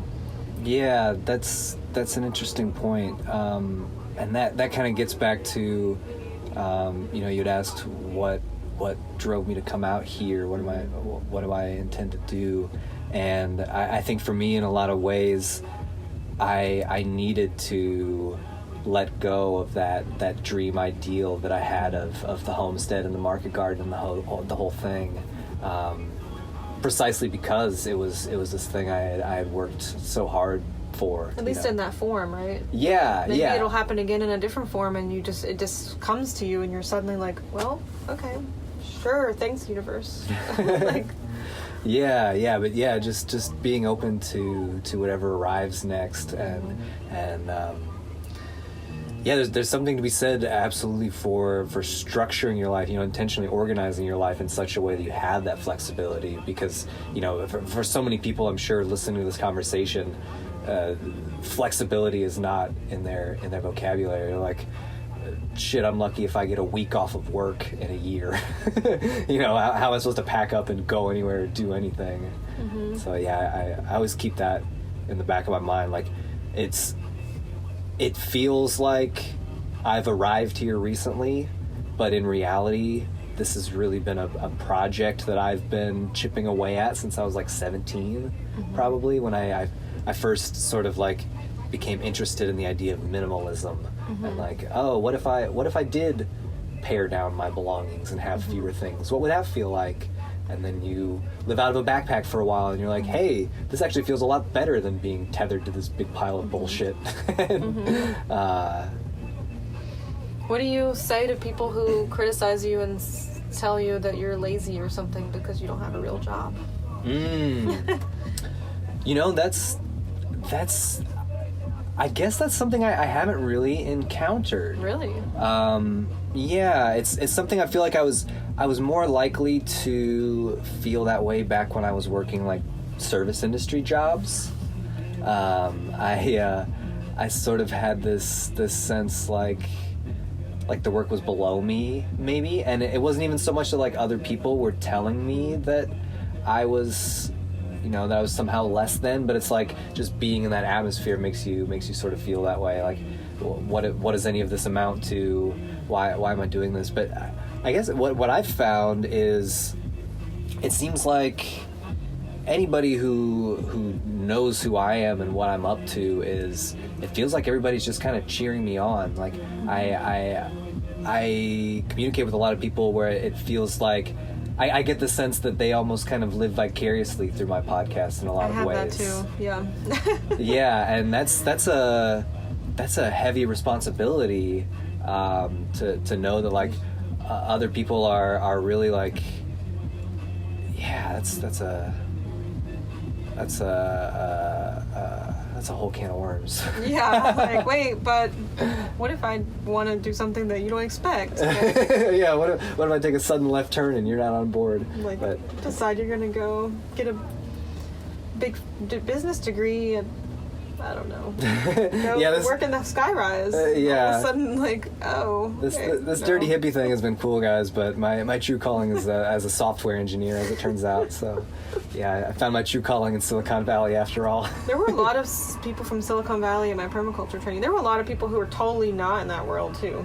But it was an interesting mix, and, like, those people were also just as well-intentioned and, like, had a lot of a perspective, too. So it was cool for me to be in that mix of people, you know. Mm-hmm.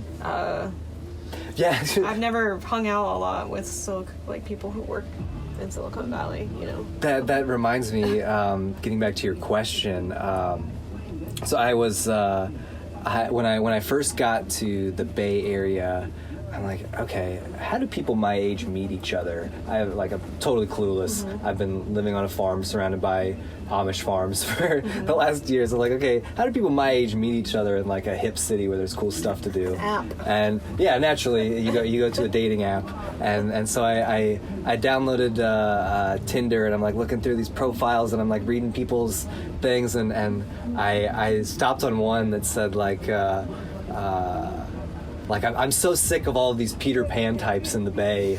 And I read that and I was like, okay. What does that mean? I don't necessarily know what that means, but I think I get it in context, and I'm pretty sure that's me. I'm pretty sure I just want to be a boy forever. I'm not gonna go get the big boy job and wear a suit and tie. I just want to be a kid forever. That's what that person meant. I think that's what they were getting at. Yeah, like, oh, you little boys who aren't making six figures yet. Jesus, wow.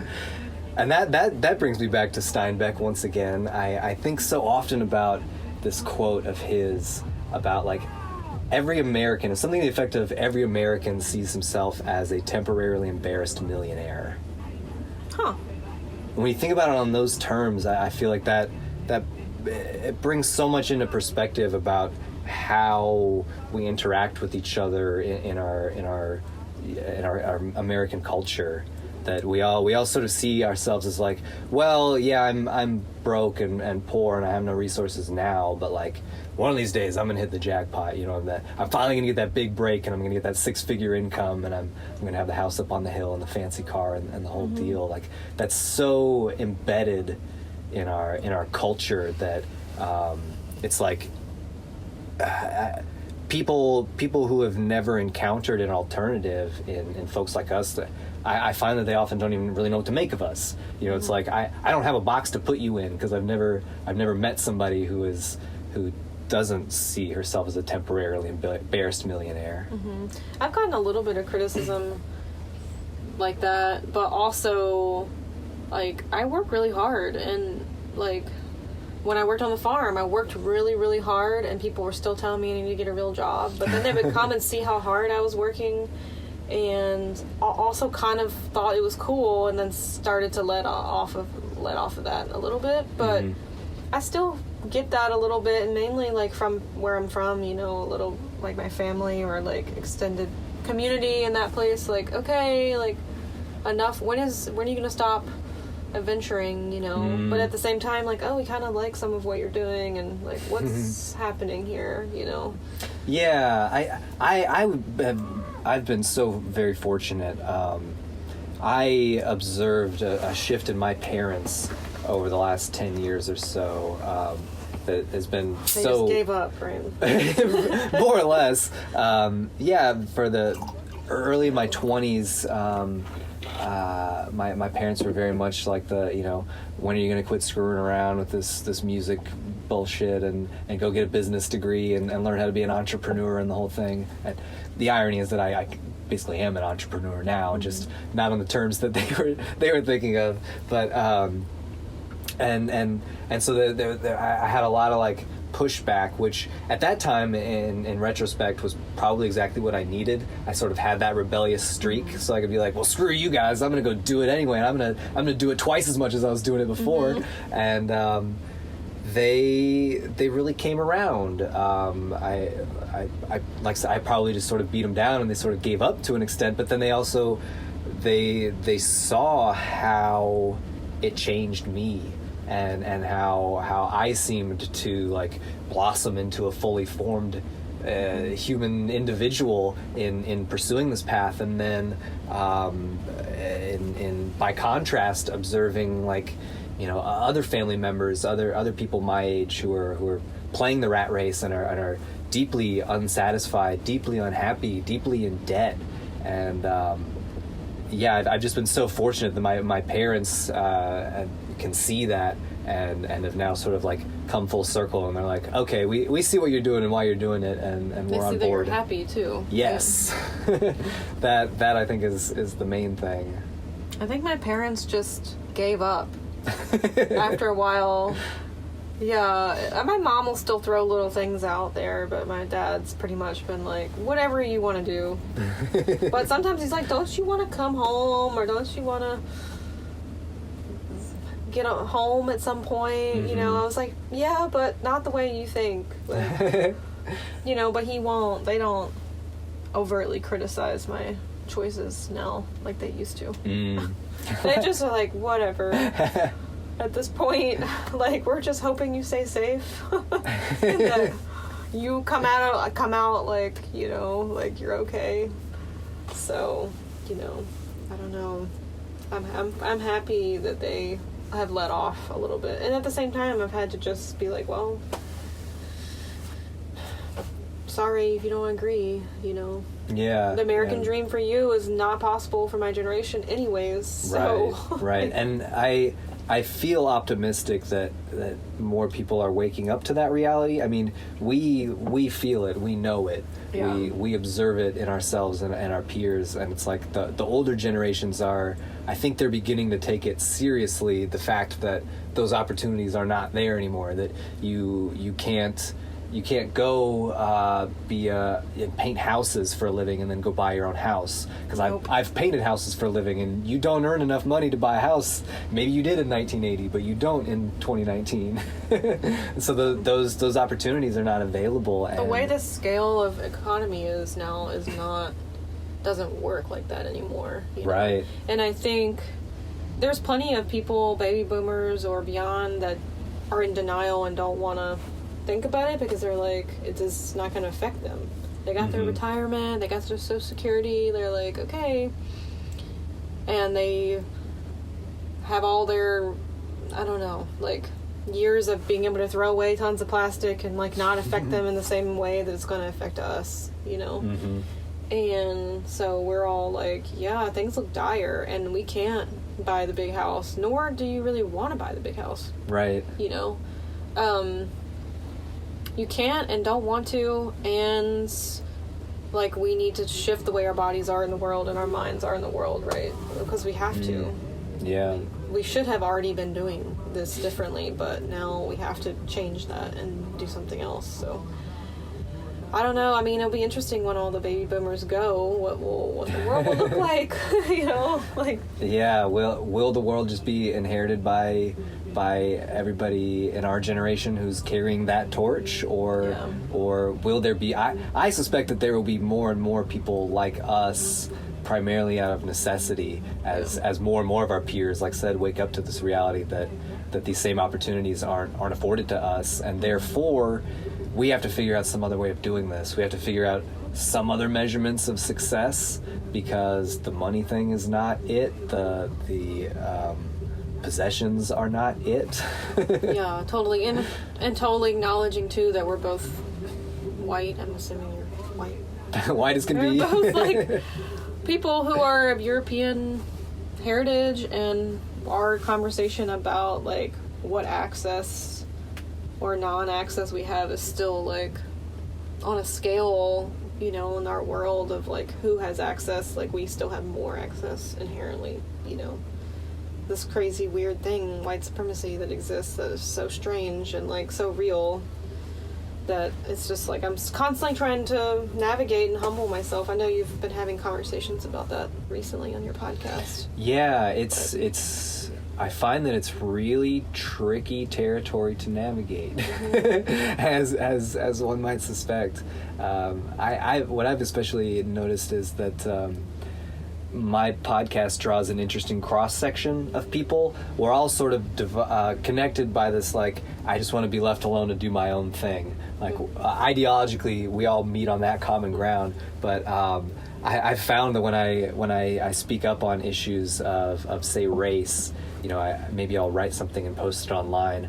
I will receive one comment where somebody calls me a leftist SJW beta cuck, and then the next comment will be calling me, you know, white supremacist, insensitive asshole, whatever. And so it's like, Wow. no matter what position you take, you're gonna get punches thrown at you from both sides, it feels like. That's been my experience as a white dude trying to navigate this stuff and, like, allow myself to be messy and make mistakes, and do it in a really public way. That's been important to me.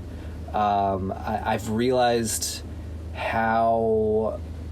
what a privilege it is for me that I have this audience of people who listen to me and take me seriously, and with that comes this a certain responsibility, you know, that if I don't speak up about this stuff, who is? Where are we? Where are we going to have these conversations? And I think we all have our own perspectives, and they're all valuable. So, you know, I know I have to question, like, am I the right person to be doing my project? Or is someone else better suited for it? But it's like, we're all different, you know. Yeah. And what people you touch in your work or reach, you know, someone else could do it too. And, like, it's, I don't know, I think it's just one way of seeing things, one, like, way of facilitating conversation, you know. And it's gonna come with a multitude of reactions, and like, hopefully through that there's some, like, bridge that forms or something, you know. I don't know. Yeah, are you familiar with Stephen Jenkinson, the writer? Yeah, he published a book back in the fall called Come of Age, and I just started reading it. It's been sitting on my shelf for a while now, and I want to say it's like in the introduction or the first chapter, he's talking about how he observes people in the younger generations it's as though they're looking for their elders. You know, we're doing these things, we're behaving in such a way that looks like that's what we're doing, even if, you know, it's not what we're saying that we're doing, right? And he's like, yeah, I observe all of these young people looking for the elders, and here's the rub. Old people are looking for the elders too. They're not here. We don't have those anymore. And that statement hit me really hard. It was like here's this person that I consider, like, a venerated elder for all intents and purposes, and he's telling me, like, no, I'm telling you, I'm just some old dude. Like, I've been looking for the elders this whole time, and here I am, this old gray man, and I don't see them. I don't know where they are. If they're out there, like, they're doing a pretty good job of hiding, and that's really lit a spark in me. What does elder recently. mean? You know. Yeah. What does it mean to have acquired wisdom and life experience to the point that you know you're held in like an honor, like in Japanese culture they have the honorific O. You attach the syllable O to the beginning of a word to signify that this person is, like, godlike. You know, they are akin to a godly spirit in your presence, and, like, that is what it means to be an elder. And I think Stephen Jenkinson is right that those people are so few and far in between, and what that means is, it means a lot of things. Yeah. What it means in part is that it's going to be really messy along the way as we try to fumble our way through learning how to be in the world. But I think we put our elders in nursing homes, like, yes, too. Like, yes, we put our older people in nursing homes, and the potential for elderness we don't respect. Right, too. right. None of us are ever given the opportunity to grow into that role, and that's why we don't have elders in our daily lives the way humans have since the dawn of humanity. Mm-hmm. And that like I said, that's got me thinking a lot more about if not me, then who. Also, I feel like we're so afraid of death, and we also see what we're doing to elders, what our culture requires us to do to elders because of capitalism, because of our obsession with youth and productivity, that none of us, we're all like scared to get old. Like, we're scared that we won't accomplish the thing because once you get old, no one's going to care about you anymore, or mm-hmm. you're not going to be valued anymore mm-hmm. because you're not valuable in the capitalist system. Right. But so we put all these older people in these spaces where they're kind of like, we don't have to deal with looking at them, you mm-hmm. know? And they look sad all together in those. I mean, my grandpa just got put in a nursing home. It was really hard. Mm-hmm. I didn't think that would ever happen, you know? I thought that there would be a way that he could stay out of that. But it's like, to see him in that place where he's like kind of pushed over there, put over there, all of those people together, like, with all these stories, right? With the potential of elderness, mm-hmm. like, wanting people not want, and it's sad to go in there. It's like painful to go in those spaces. Yeah, yeah. And so it's like reinforcing the idea of like, yeah, let's just put them there, and like a lot of these people don't have visitors and no one cares about them. Yeah. And it's like, well, I don't want to end up there, like, or like, I don't know. But if they were integrated in our culture more and like mm-hmm. and like respected in a different way, like we wouldn't be fearing death. We wouldn't be fearing right. being old and not being able to do things. Right. Or even being young and having a kind of illness where you might not be able to do things. Like, we think that that's the ultimate value is, like, to be productive or to be able, mm-hmm. bodied in certain ways. And I'm just like, I don't know, you know, we've had some, I don't know. Right, there's a sense in which that is kind of the root of the problem in a lot of ways. You know, the fact that elders are treated the way they are, or old people in our culture are treated the way they are, is because our bodies, our time, they are commodities to the system. Yeah. And when your body is no longer a useful commodity in that system, we got to go add you to the pile of bodies that are waiting to die, essentially. Mm-hmm. And we see that pattern repeated in so many other aspects of our culture, right? I mean, it's the same pattern that manifests in confined animal feeding operations and these, like,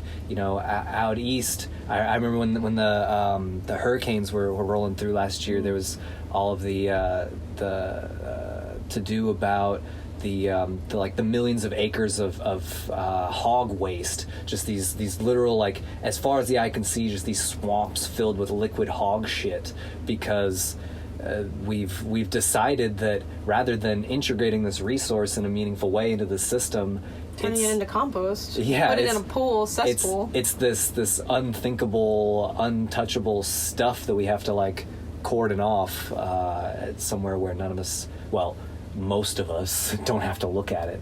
Mm-hmm. I'm just looking at that ranger up there on the hill. Are they on to us? They haven't come over, so we've been posted up here for a while now. Yeah. Gosh, yeah. All of that. It's so much. And all those trapped animals. Oh. Yeah, I think, yeah, there's so much to say about, I mean, that's dipping into so many other conversations. Yeah, no doubt. Maybe but yeah, it would be a whole other episode or something, like changing our systems, you know, like even if, yeah, taking all that poop and putting it, making it into dirt. Yeah, I think what we're getting at more broadly with that thread, I think, is just the importance of stepping up and recognizing that, like, yeah, somebody else could do this better than you, but are they?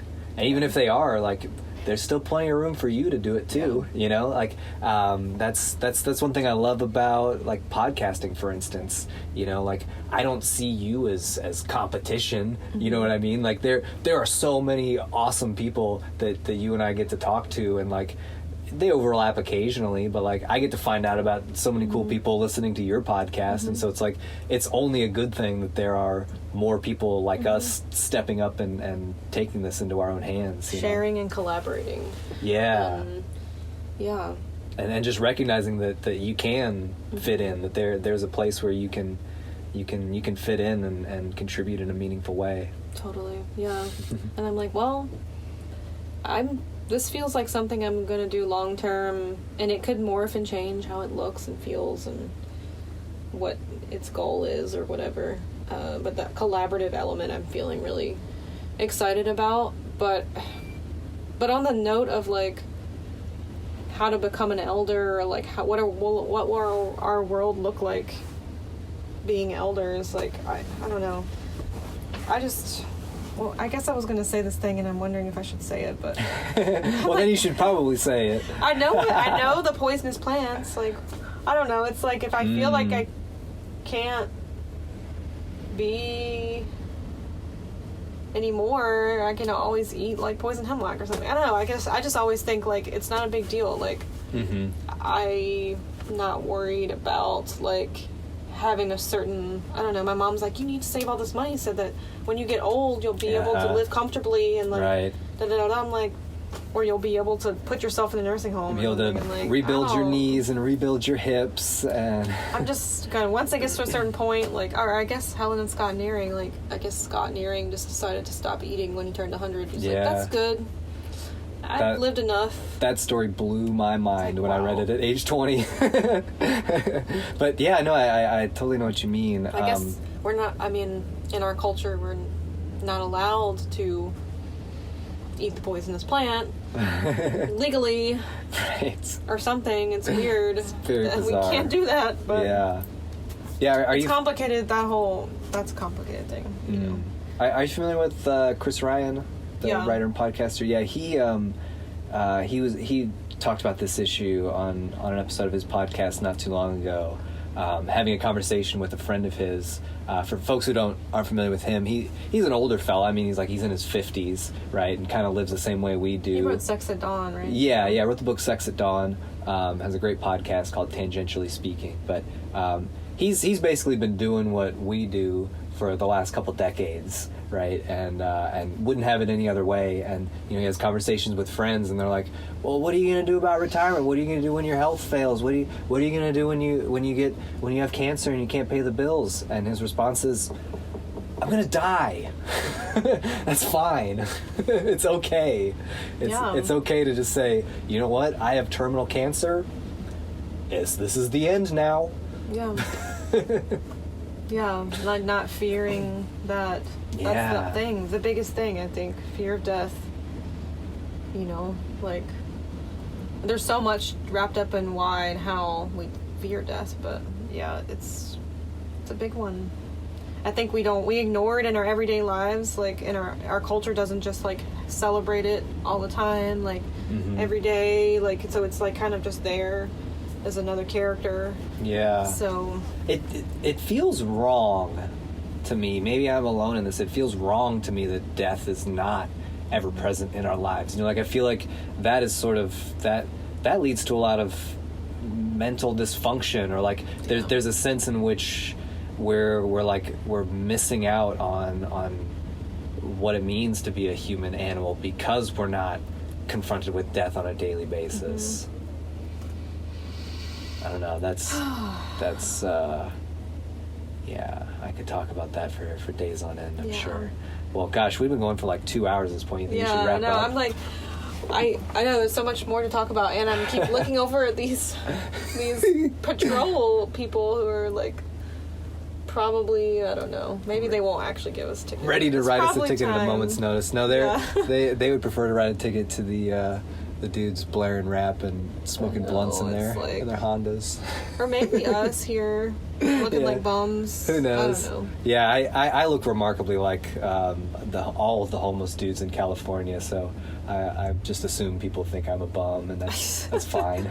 I don't know what people think I am. I'm just am. And I just, hi, hi y'all. I don't know.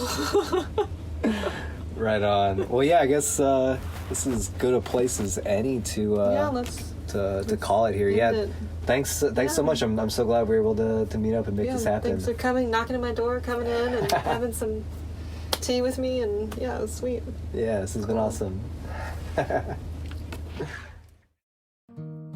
This episode of the Ground Shots podcast was produced by Opia Creative. Our music is by Mother Marrow. If you'd like to help us continue to make this audio project a reality, consider becoming a monthly supporter on our Patreon page at patreon.com/ofsedgeandsalt, where we have rewards like entry into patron-only giveaways, additional audio interviews, extra educational content, and much more. You can also share our work and give us a review on iTunes. Visit our website at ofsedgeandsalt.com to see what else we're up to and a log of our episodes when they come out. Check out our show notes for information about how to find us and our guests. Until next time, y'all, thanks for listening.